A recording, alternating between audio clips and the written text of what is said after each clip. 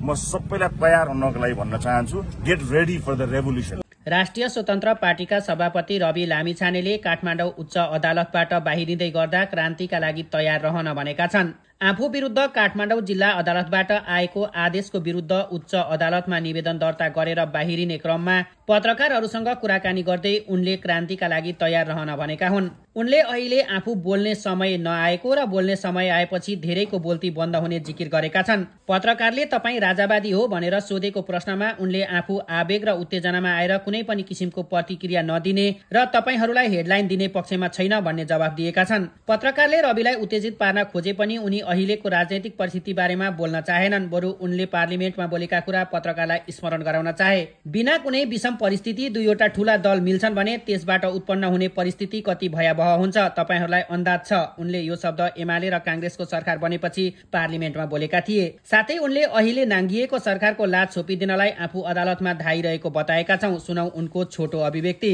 एकदम नजिक आउँदैछ। अहिले मैले बोल्यो भने बीडीआईको सरकारलाई गाह्रो पर्ला, म बोल्यो भनेर गाह्रो भयो होला, त्यसकारणले मलाई बोल्न नलगाउनुहोस्। अहिले जब बोल्ने समय आउँछ त्यसपछि धेरैको बोल्दी चाहिँ बन्द हुन्छ। यति चाहिँ म भन्न सक्छु। रविजीले बोल्न मिल्दैन भन्दा केही दिन अगाडि बोल्नु भएको अभिव्यक्ति बडो चासोको विषय बनाइयो क्या।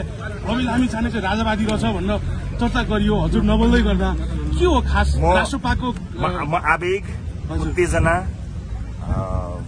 मा छैन हजुर, किनभने मुलुक एउटा गम्भीर अवस्थामा आएको छ। एउटा जिम्मेवार राजनैतिक दलका हिसाबले र नेपाली जनताले एउटा आशा र भरोसाका साथ हेरेको एउटा दलका हिसाबले, त्यसको नेतृत्वकर्ताका हिसाबले म कुनै आवेगमा या उत्तेजनामा अभिव्यक्ति दिने पक्षमा अहिले छैन। त्यसकारणले मलाई थाहा छ तपाईँहरूको प्रश्नको आशय र त्यसले कुन अर्थ लाग्छ भन्ने कुराको पनि म एकदम जानकार छु। त्यसकारणले म फेरि पनि यहाँलाई विनम्रतापूर्वक अनुरोध गर्न चाहन्छु, यो देशको भविष्य मेरो पुस्ताको, तपाईँ हाम्रो पुस्ताको हातमा आउँदैछ। त्यसकारणले एकदमै गम्भीर हुने समय हो। म तपाईँलाई हेडलाइन दिन्न, चिन्ता नगर्नुहोस्। म लाइफ लाइनको कुरा गर्दैछु। तपाईँ हेडलाइनमा चिन्तित हुनुहुन्छ, यो हेडलाइनमा चिन्ता गर्ने कुरा होइन, यो बाँड्ने कुरा होइन, यो के कुरा को कसको पक्ष र विपक्षमा गयो भन्ने कुरा होइन। 2/3 सरकार छ। म त्यही भन्न अस्ति पनि भनेको थिएँ मैले, यो 2/3 सरकारले देशका तमाम समस्या समाधान गर्नुपर्ने थियो नि त। उसले के भाषा गरेको थियो? एउटै कुरा स्मरण गर्छु तपाईँलाई।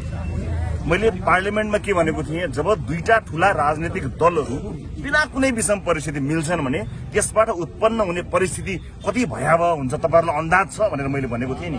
अहिले म तपाईँलाई त्यही स्मरण गर्नको लागि अनुरोध गर्न चाहन्छु। म अहिले सरकारले नाङ्गिएको हुनाले लाज छोप्नका लागि अहिले अदालतहरूमा घुमिरहेको सरकारको लाज छोपिदिनु पर्नेछ। म ठाउँ ठाउँमा पुग्नु पर्नेछ। समय आउँदैछ चाँडै नै। म सबैलाई तयार हुनको लागि भन्न चाहन्छु, get ready for the revolution. Get ready for the revolution.